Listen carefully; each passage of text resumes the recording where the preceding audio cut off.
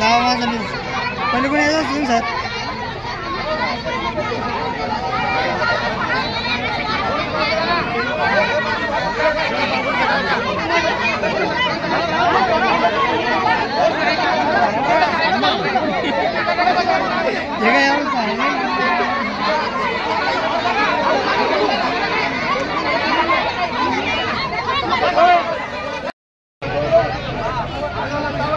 हा घे सगळ्याच काढून घे.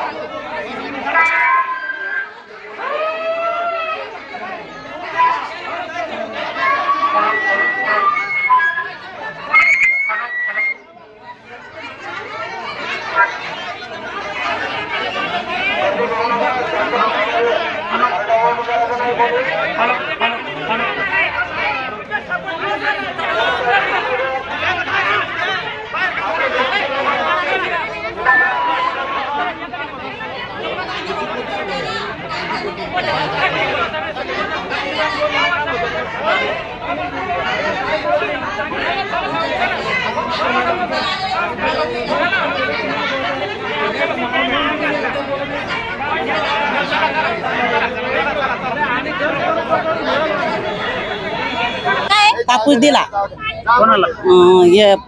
पवन केवटला. कुठले ते? जेवखेडचे.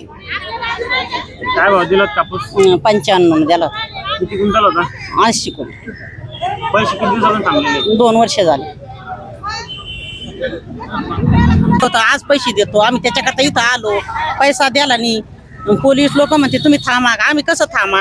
त्यांना पोलिसाला पैसे दिले म्हणून ते आम्हाला थांबायला लावते. आम्ही कसं थांबा? त्याच्याकरता आम्ही इथं येईल. पवन भगवान बिलगे, राहणार जवखडा ठोंबरे, हा इथलचा व्यापारी. मी बामखेडा येथील रहिवाशी. मी ह्या व्यापाऱ्याला सोयाबीन, मक्का, कापूस हा माल दिलेला आहे. 6 महिन्यापासून हा व्यापारी म्हणतो आता थांबा, आता देतो, मग देतो. हा जे जातो तो फोन सुद्धा उचलत नाही. या ना अशी पाळी आणली की शेतकऱ्यावर आम्ही फाशी घ्या का? आमचा माल द्याला ना आम्ही फाशी घ्या पेरणी करा का? का? पेरणी करा काय करा? आम्ही शेतकऱ्यांना का आत्महत्या करा? का मुलाबाळाचं ऍडमिशन आज द्यायचं काय आज एक आज आम्ही पैसे घेतल्याशिवाय घरी जाणार नाही. पैशासाठीच आम्ही इथे येईल. सुनीता दिनकर कोंडके. कापूस आमचा 30 क्विंटल कापूस आहे, 77चा भाव आहे. सोयाबीन आहे 84 भाव आहे. 25 क्विंटल सोयाबीन आहे आमची. 2 वर्षापासून म्हणतो देतोय देतोय, अजून काही देत नाही. नुसतं दिवाळीला म्हणे देतो. पोराचं लग्न झालं तरी पण नाही. 4 लाख रुपये लोकांकडून याजन काढले आम्ही, मग अजून पण देत नाही.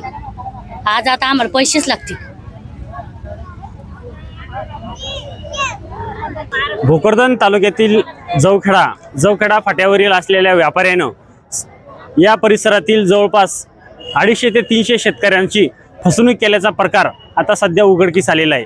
सध्या भोकरदन पोलीस ठाण्यामध्ये या परिसरातील 250 ते 300 शेतकऱ्यांनी हे आंदोलन सुरू केलेलं आहे. आता आपण ह्या ज्या महिला बघता, ह्या शेतकरी महिला आहेत आणि या कापूस या महिलांनी या व्यापाऱ्याला कापूस दिलेला आहे. जवळपास चढ्या भावानं उच्च भावानं या व्यापाऱ्याने कापूस घेऊन या शेतकऱ्यांची फसवणूक केलेली आहे. जवळपास 5.5 ते 6 कोटी रुपयाचा घोटाळा या व्यापाऱ्याने केलेला आहे. विशेष म्हणजे या व्यापाऱ्यावर या शेतकऱ्यांचा मोठ्या प्रमाणावर विश्वास होता, मात्र यानं अक्षरशः विश्वासघात केलेला आहे. त्याचबरोबर या व्यापाऱ्यानं बाहेर प्रॉपर्ट्या घेऊन ठेवल्या आणि या शेतकऱ्यांचे पैसे देत नाही.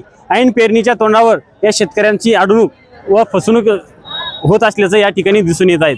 आपण आता हे ज्या महिला आहेत ह्या संतप्त महिला झालेल्या आहेत आणि सध्या भोकरदन पोलीस ठाण्यामध्ये ह्या महिला बसलेल्या आहेत.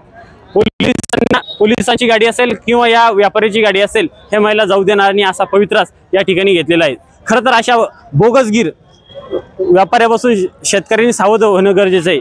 ज्या शेतकऱ्यांनी अशा अनेक व्यापाऱ्यांना माल दिलेले असन तर या शेतकऱ्यांनी व्यापाऱ्याजवळ जे आपले पैसे आहेत शेतीमालाचे हे घेऊन आपल्या खिशात घेऊन टाकावे.